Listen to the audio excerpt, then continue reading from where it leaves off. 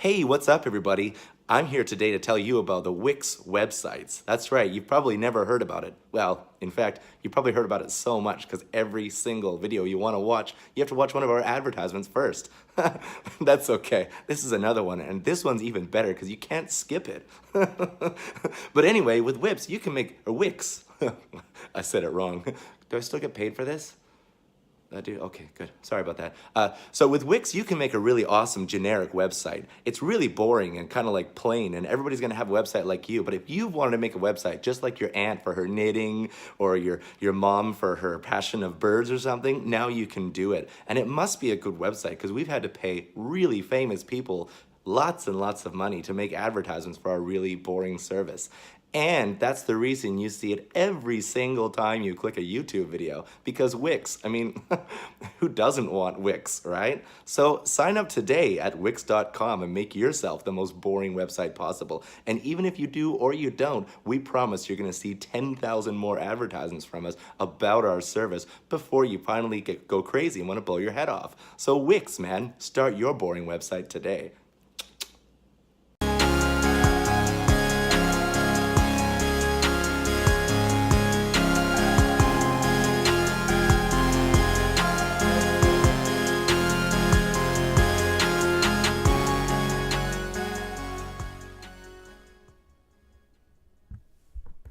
What's up, everybody? My name is Caticus, and today I'm doing a video review of the OB-6, the Dave Smith Instruments OB-6. And I've got a little bit of stuff to cover. I'm hoping my audio levels come in right. I've never used the H6 with the microphone sitting down on a desk like this, so I'm going to give it a try. I feel like my voice is really low right now. Hey, everybody. Yeah, so it's a little bit weird for me.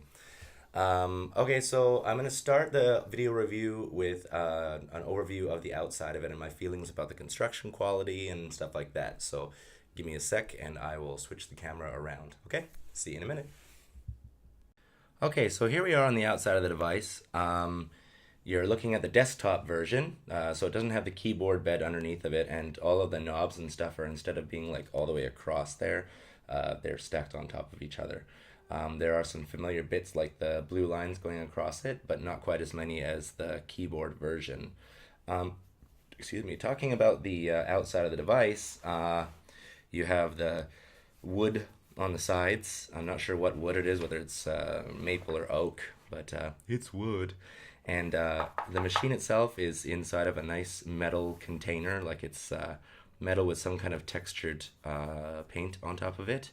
It feels very premium, doesn't feel Mickey Moused at all. The buttons on it, I love the buttons. I've never heard anybody talk about this, but the buttons feel so good to click. They feel really cool to click. I love these buttons, and it's probably a callback to the traditional or the original days of the OB-6 of having these kinds of buttons instead of little like clicky ones. They've got nice big clicky ones. The knobs feel great. Some of them actually center, like when you turn it, it goes click into the center and then dunk outside of it. And that's nice when you're trying to get a specific setup. Oops, that one doesn't. So when you're trying to get a, for example, turning the detune off completely, it clicks into place where it's not either like minus or plus. And a lot of these actually do that, not the mixer knobs.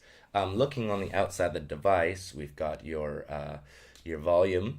I'm sure you know what that does. You've got your effects on and off button, and then you can choose which effect you have by clicking, selecting that, and then turning through them. So it's kind of cool. You can go through all different effects on here. On the top here, you've also got like your levels for effects. So it's how much of the effect and how much like volume it has or feedback it has. Over here you've got your clock, which is pretty standard stuff, and in the clock you've got different divisions of timing, which is really cool. Over here you've got your arpeggiator and on, off, and octaves, how many it'll go up and down, and then your mode, random, up, down, so on and so forth. Then here you've got the sequencer, and I love this sequencer, and I'll talk to you about it when I'm back on the camera and I have the audio of this going into it. Going down here, we've got our frequency for our LFO, and then we've got different options for how to make the LFO work, like different sine, sawtooth, rev, or reverse saw, and whatever.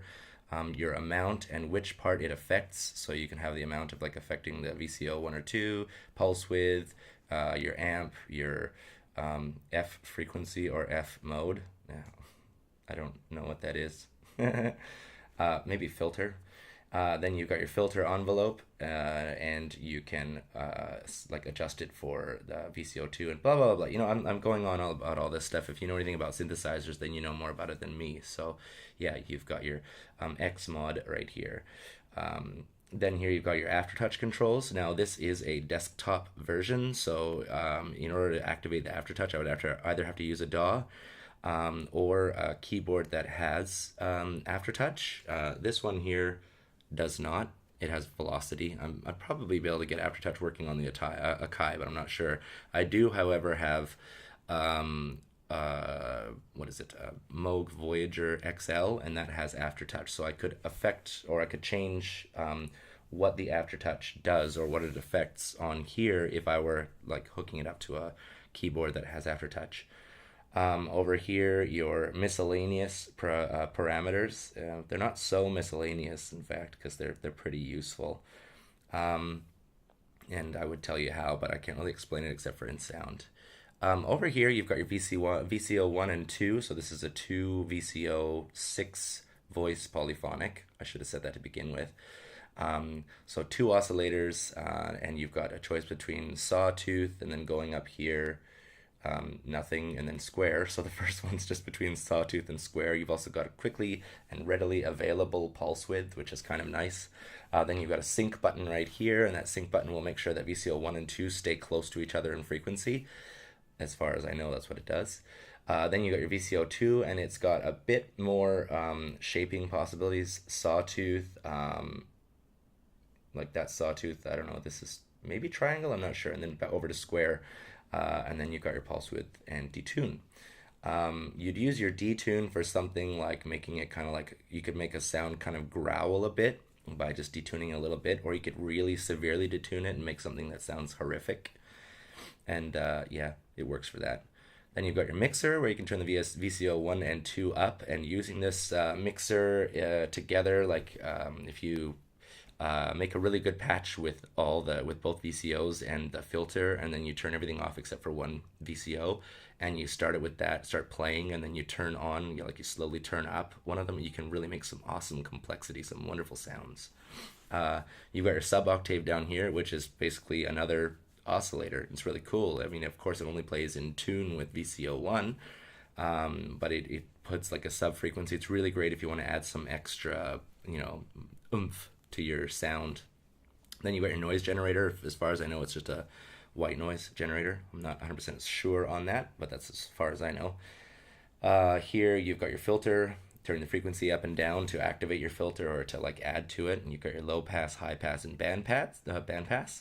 And you've got your resonance. And one thing I will say about the OB-6, the filter sounds freaking fantastic. It is gorgeous sounding, and we'll get into that as I go through the review. The filter sounds fantastic. That's kind of really what people buy the OB-6 for.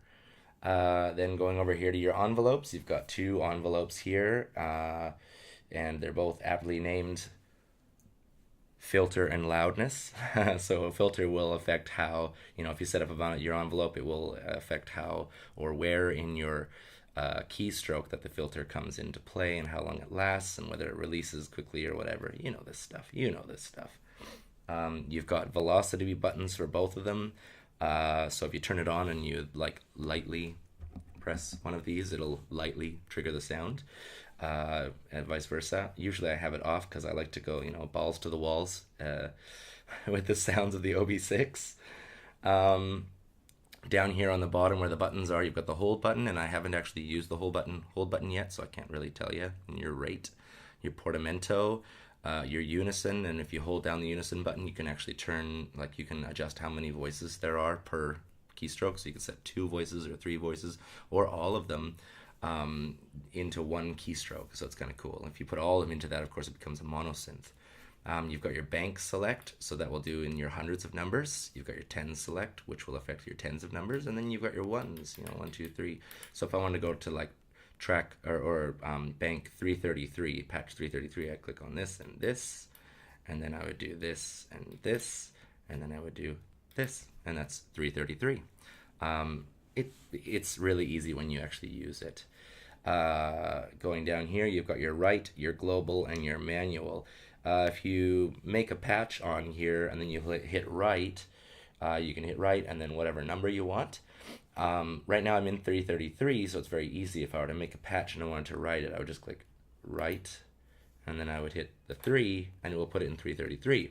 If I wanted to put it in a different bank, I would hit write, and then I can do bank 0, and then I can do tens. See, the write is still blinking, and then 2, and then I could hit the number and it would write to that. But I don't actually want to do that. Let's just turn that off. I don't actually want to rewrite or write over 23 because I don't know if it's a track of mine or not. So I'm gonna give this a second here. I'm gonna oh, I should have said real quickly, the global button, if you turn it on, there's 2 colors, and in here there's 2 sections, and they like, you click this and it's red and it shows you red, and if you press any of these buttons it will do whatever the function is, and it'll give you some value right here. That's very cool. It's actually very straightforward. And then this one goes to the second or sub here, and then you can again do any of these and adjust it according to here. So the global is right there. And then the last thing that's very important that I actually had to ask somebody about was, how do you initialize a patch? Well, you hit manual and write, and just those 2 buttons right there, and now 333 is initialized. Now if I were to go to another patch and then back to it, it would not save what I did unless I hit write and then the number. But it's so easy to just start a new patch on here. Just click, and you're good to go. You can initialize a patch. It's really fun and adjust things. So now I'm going to turn the camera around and we're going to have a listen to some of the sounds. This is what you wanted to do. You wanted to hear the thing, right? So I'll see you in a minute. All right, welcome back, everybody. This is the... I say welcome back as if you guys went anywhere, and nobody went anywhere. Okay, so here we are looking at the synthesizer. I'm on patch 2, so you can have a listen to it.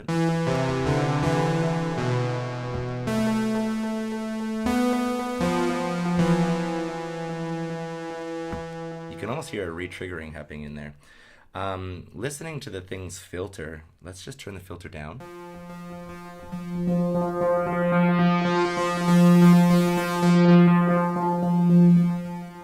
It sounds really cool. It's almost like it's breaking through some level right there when you go through it, like when you turn it up and down.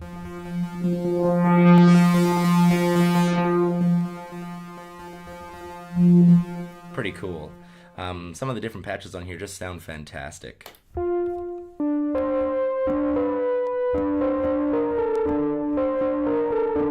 Bit of distortion in there. I've got 2 effects on there. I've got oh, the effects aren't on. Now they're on. Very resonance. Very resonance heavy. That's what a high one. Let's turn the octave down a bit.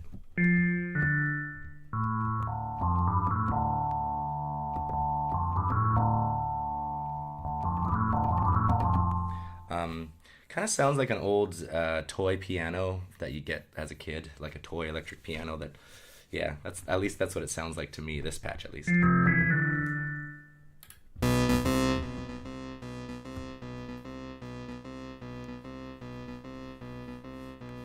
That is quite the delay on there. Holy smokes. I've got 2 knobs right here. You can't see very clearly from that direction or from that distance, but I've got 2 knobs. That's funny. I've got 2 knobs right here. One of them controls the value and one of them controls the level.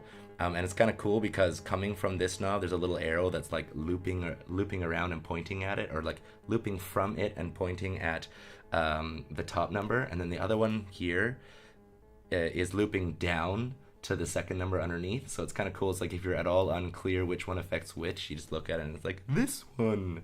Very cool. So these are there are 2 effects on here. One is Hall and one is, I think it's like Big Bad Delay, but and it's called BBD and it is a delay. So that's what I imagine. If there's some actual name for it other than Big Bad Delay, then, correct me in the comments section. I'm fine with that. Let's go to another patch here.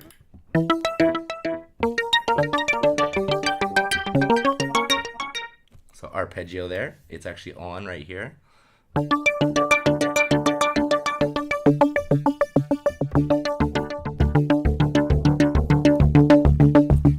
That's very badass sounding.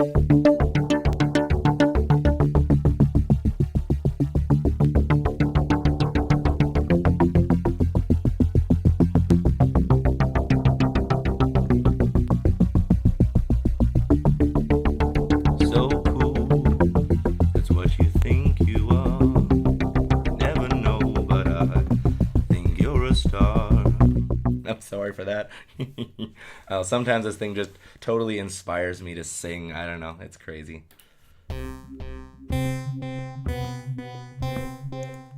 Let's hear this one patch without the effects on it. Let's turn off the velocity there.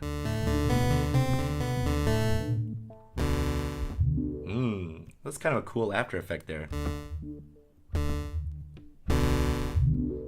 Wow, it's rather awesome. Turning the frequency of the filter up and down.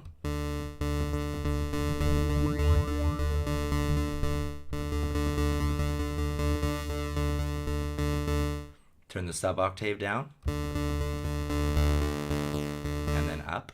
Oh, it sounds very cool.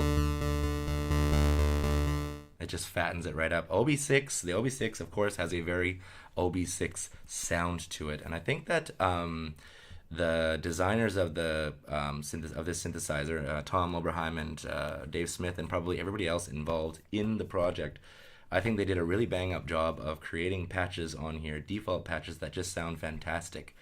But that does bring me to one problem that I have with this synthesizer. It's not a big problem. It's just something that if you ever hear people talk about the difference between the DSI Prophet 6 or Pro 6, I don't know, they call it the P6, and the OB-6, you'll hear them, fighting wildly about which one is best. And one thing that I think that I've experienced for myself is you don't buy an OB-6 because you want a synthesizer that can make like a gigantic range of really cool sounds. I'm not saying it's limited for awesome sounds. It definitely can make a lot of them. But from my understanding, or at least what I've seen on YouTube, and I've heard on demos and seen people talking about with the P6 versus the OB-6, is that people who love the P6 complain that the OB-6 is a one-trick pony, that it's only good at a very specific set of skills. And I would have to agree that the OB-6, in my opinion, is a little more limited in its scope of what it can do really well. The OB-6, you have to want an OB-6 sound. You have to want the Tom Oberheim sounds in order to appreciate owning the OB-6, because if you're looking for your only synthesizer that you're going to get, or one of very few that you're going to get, and you're thinking that the OB-6 is going to be that synthesizer that like another DSI, for example the Pro 6 or the Prophet 12. I hope I'm saying these things right. I'm a little confused right now. But if you're hoping that it's going to be as versatile as one of those things, you might be a little disappointed, because it's not a jack of all trades. It's very, very, very OB-6. Like, the filter is very distinct, and it can make a lot of sounds, but those ones that like really make your skin, give you goosebumps and make you just feel like, oh my gosh, give you a tingly skin, those sounds are, I would say, very specific. So that's one thing I noticed with this thing. I will not be putting the OB-6 in every track that I ever write, because it sounds very specifically like it does. And if I make it sound too different from that wonderful OB-6 Blade Runner sound, if I make it sound too different from that, I might get lucky and hit like some other sounds that sound great, but I'm not really easily going to find sounds that sound anywhere near as good as the sounds that it does so well. So I'm gonna say that, like, if you're trying to decide between a Pro 6 or an OB-6, and you've heard demos of the OB-6 and you've heard demos of the Pro 6, the question is that you have to ask yourself is, why do you want this synthesizer or that synthesizer? Do you want one that does a whole bunch, like a gigantic range, and sounds really nice doing it? Or do you want one that sounds way better than that one in a specific set of tones and can't do as well as that one in a much broader range? Because, like, in my personal opinion, and if you're a Pro 6 owner, you might disagree with me on this one, but in my personal opinion, the sounds that the OB-6 is famous for, it kicks the crap out of the Pro 6. It just kicks the crap out of the Pro 6 for those sounds. But get outside of that range, get outside of the range of sounds that the filter on the OB-6 just turns into like ear candy. Once you go away from those sounds, once you go away from those frequencies, or once you go away from those patches, it doesn't have the same level of awesome sounding as those sounds, and it cannot sound as good in the far out scope of sounds as the Pro 6. So I think I've said the same point like 6 different ways. It's OB-6, Pro 6 different ways. Yeah, I think I've said this enough. So I'm gonna move on from that. Just letting you know, if you're gonna buy one of these, an OB-6, make sure that that's what you want. You want this sound, and if you want to do other stuff, then consider maybe the Pro 6. Okay, so that said, let's look at how to make a patch from nothing. So I click manual and write at the same time. I'm now on an empty patch, and it's, hold on a sec. Okay, so very generic. I'm going to turn the mixer down on the VCO2 or the oscillator 2, and I'm going to turn down the sub octave, and I'm going to turn the filter all the way off, resonance all the way off. No sound because the filter's all the way off. There we go. Filter's just up enough that it's not really, you can't really hear the awesomeness of the filter at the moment. So there's no effects on here. It's just a straight up triangle, square, triangle, square. Sounds a little muffled. Let's turn the filter up a little bit. There we go. Resonance is all the way off, and okay. So very generic, cool. Then we're gonna bring in the VCO2. Okay.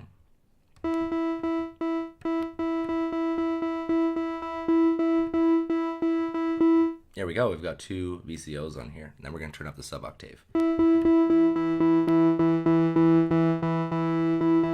Now you can hear there when I turn up the sub octave, it almost overpowers VCO2 because the VCO2's frequency is too close to it. I could turn VCO2 up to a higher frequency, and then you can still hear it. Let me try doing that. You can't see it from here, but when I'm turning up the frequency, it's a very cool like little thing that on here you'll see the note.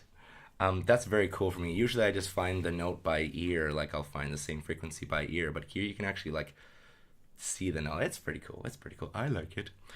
So here we go. You're hearing just VCO2. Turn up the sub octave. Now it's not overpowering it.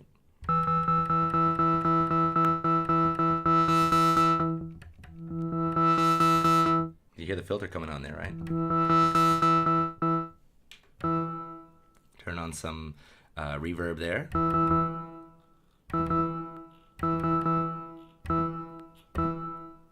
Having a hard time getting it being stronger than that. Whatever. Okay, so. I'm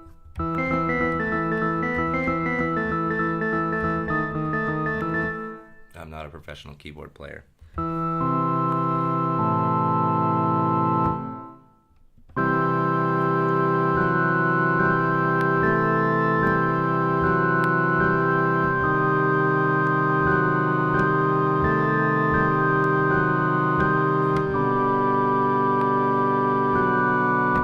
Nice. It's kind of generic, but it's cool, right? It's pretty cool. I can do further stuff with it.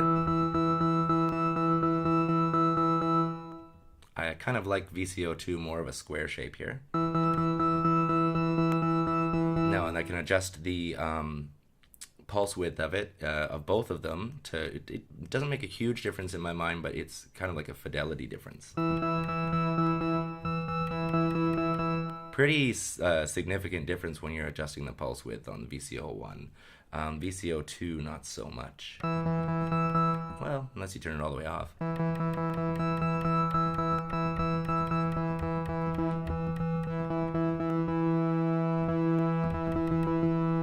Cool, okay. What is that noise?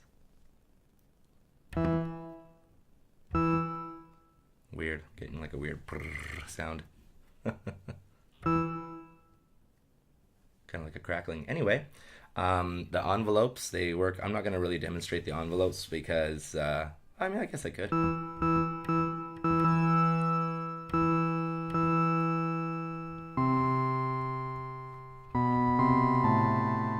Cool. I can do Unison here, and I can adjust the number of voices per key.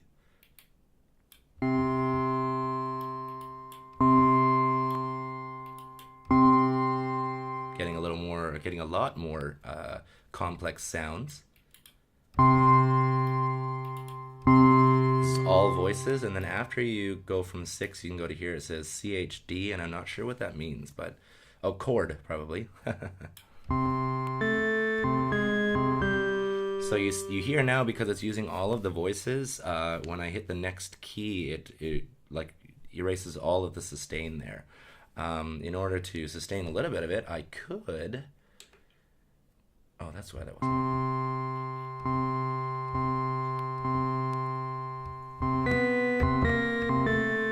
Using the reverb here, now I'm getting it to hold the note a little bit longer, but of course it's not as significant as if I were to turn Unison off. Now it allows multiple tones to play, or keys to play at the same time. Yeah. Then we've got our X-mod section, and honestly I'm not so comfortable with it that I really know how to do anything other than make the sound all squirrely. To give you an example. That's pretty much like all I can do is There's an album right there. It just sounds wonderful, doesn't it? You can affect, or you can like click different buttons to adjust what it affects, and that's kind of cool. So of course there the amp is working in like at the same speed as the LFO.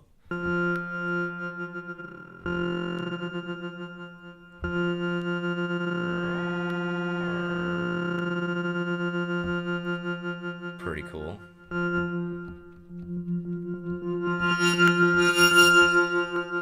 Yeah, I'm adjusting the filter right there. Let me give you a little like listen of some of the built-in sequencer things. Like one of the coolest things about this synthesizer, in my opinion, is that not only did Dave Smith include a whole bunch of patches, but they also included sequences for each patch.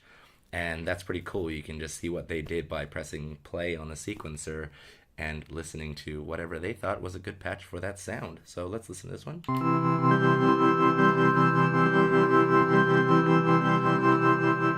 Okay, now of course I already changed this one. If I go back in here, it's back to this one.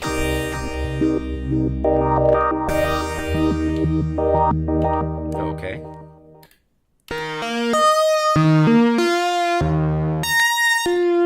Goodness gracious.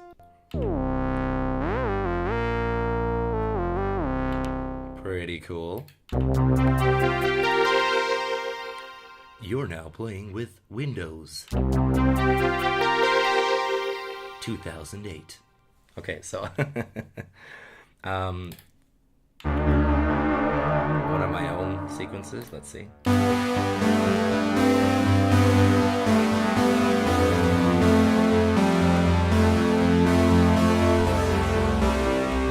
Yeah, rock on. Okay, that's pretty cheesy. Let's see if I can find the one that I did in the intro video, or like the intro part. There we go. Yeah, I love this one here because I just made a whole song by tweaking the knobs, and I'll show you. Filter all the way off, I love knob tweaking on this thing. I just gotta say, I'm like gushing now. Filter is off, VCO1 is off, sub octave is off, and then you can add complexity just to this one little thing by knob tweaking.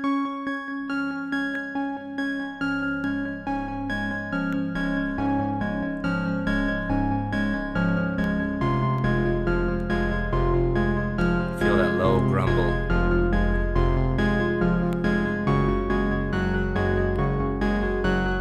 Now the filter.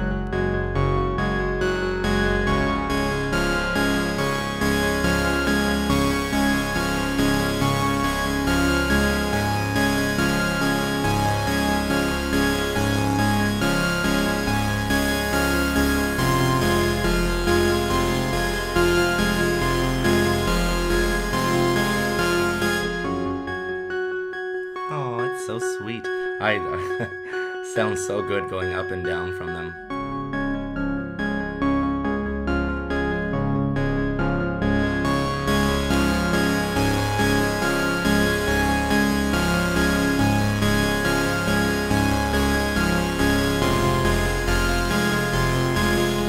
All right, enough of that ear candy.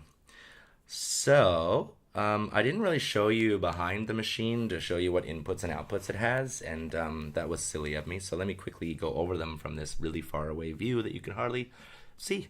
Right back here, we've got your headphones. All of these are 8s. They're like the 6.3 millimeter jacks, so like they're the fat stereo jacks, and I don't have an example on hand, but they're the fat, phono jacks. Not phono jacks, fat TRS headphone jacks. Here you've got your audio output right and left. Over here you've got your expression pedal inputs, one for volume and one for filter. Here you've got your foot switch for sequencer or sequence and sustain, so sustain pedal. Over here you have 3 MIDI jacks. One is in, one is out, and one is through. It's very nice to have a through input or like a through MIDI jack on here. Here you've got your USB-B jack, so you can plug it in. Oops, my wife called in the middle of the video. That was cool. Okay, so going back to here, I don't know what part got, cut off, but yeah, you got your USB-B. I think that's where it got cut off. Then you've got your power thing right here. It's just a simple wire, which means that the unit for the power is actually inside of the machine. It's a tiny little bit warm, but it's not hot at all. But that means there's only like a wire going out to the slot down there, and then you don't have like a gigantic big boxy plug that's inside. That's kind of nice. So if you lost this one wire, it's a very generic 3-pin computer style plug on the back there. Very, very convenient. And then you've got your power button down here. So that's all of the inputs and outputs on there. It's not a massive amount, and as far as I know, you can't get the effects of the OB-6 to affect the input of the output of another synthesizer, but maybe there's a way. I'm not sure with the expression pedals or something. I don't know. Personally, I don't know a way. The bottom of the machine is generic. Oopsies, I'm just gonna throw it around on there. Bottom of the screen or machine is very generic. So yeah, that gives you a pretty good idea of. That's really all there is to say about the machine. Let me just turn this back up here. Dunk. Oh, hi everybody. Yeah, so that is my big review of the OB-6. I know it's been a long time since I've done a review, a totally amateur review of anything. And let me just make a real quick comment here, because when people watch my videos, I almost without fail, somebody says to me, nice wallpaper, nice wallpaper. I want to mention to you that we are renters here, and we live in China, and in China, if you rent an apartment, you might come into the possession of some very strange decoration. This person that lived in here before us had a nails place in here before us, so yeah, she decorated the whole place in gold wallpaper. That's why my wallpaper's gold, okay? I didn't choose it myself. Oh my gosh. If I was to choose it, I would have chosen silver or platinum or something. Who wants gold, right? Funniness aside, how do I feel about this, the OB-6? I really like it. I think it's a wonderful synthesizer. It sounds wonderful. And one thing I gotta say is it is wicked to use. I'm like I said, I am an amateur with synthesizers. I'm not a pro. I don't know what every feature means or does on synthesizers, and this is probably what gets me downvotes on some of my videos. Is like I say, well, I don't know what that does, and somebody's like, well, of course it does this, stupid. I don't know. I'm just somebody who absolutely loves synthesizers. I love hardware. I love making music with hardware. I hate using a DAW or a DAW. So how is it to use this one? It's fantastic. The user experience is really easy. The sequencer is easy to use. You press record and then you just type in notes or chords or whatever, and it'll like show you 1, 2, 3, 4. And to skip a step, you just hit the forward button. To go back a step, you just hit the back button. Like, it's so simple to use. Every single feature on here. Have not read the instructions for this thing at all, and I know how to make some wonderful sounds out of it. I know how to make some really awesome patches out of it and record some wonderful things with it. I can't say that about every synthesizer I've ever bought. The Voyager XL, I bought that almost a year ago or 6 or 7 months ago. It's a big, intimidating synthesizer, and it still confuses me. Like, I can initialize a new patch, and then it's like dink, dink, dink. Or if I try to like adjust the sustain at the end, it doesn't like get long and ding ding. It's still ding ding ding. You know, like, it still confuses me. There's a patch bay on it. I love it, but I'm intimidated by it. This thing, not at all. It is super simple to use. All of there's no menu diving. Nothing's buried. Nothing is confusing about it, and it's super easy to make something sound wonderful out of it. So my experiences with the OB-6 are, it's a fantastic synthesizer. But again, I will mention, I digress. If you're a P6 owner or you've had both, I've heard a lot of people have bought the OB-6 and then sold it, and I think it's because they expected it to be able to do more than it does. It has a very specific set of skills. It makes wonderful OB-6 sounds, but outside of that, you might feel it's a little bit limited. It can make tons of other sounds too, but none of them are ever going to sound as good as the OB-6 sounds or the Oberheim sounds. And you'll understand that if you get one, you'll understand it. This is probably why the Prophet 6 owners or the P6 owners are so adamant about their synthesizer versus the OB-6, is because it's probably a lot more versatile. So that's my review. Do I like it? Do I love it? I friggin' love it, man. I absolutely love it. I think it's a fantastic synthesizer. I would totally suggest buying one, but if it's your only synthesizer, maybe not. Unless you just want to make sci-fi sounds with it, then go for it. Aside from that, that's pretty much all I have to say about that. All I have to say about that one. I will leave the review with that, and of course I'm really glad and appreciative that you guys watched the video, and if you have the chance, subscribe and hit the bell button. Everybody says hit the bell and subscribe. If you like to give me a thumbs up, please give me a thumbs up. I get lots of people watching my videos, but not many people voting on them. Give me a thumbs up if you like it. Give me a thumbs down if you don't. Totally cool. At least that way I know generally how people feel about my reviews, if they give some sort of feedback, whether it be a like or a dislike or a comment in the comment section.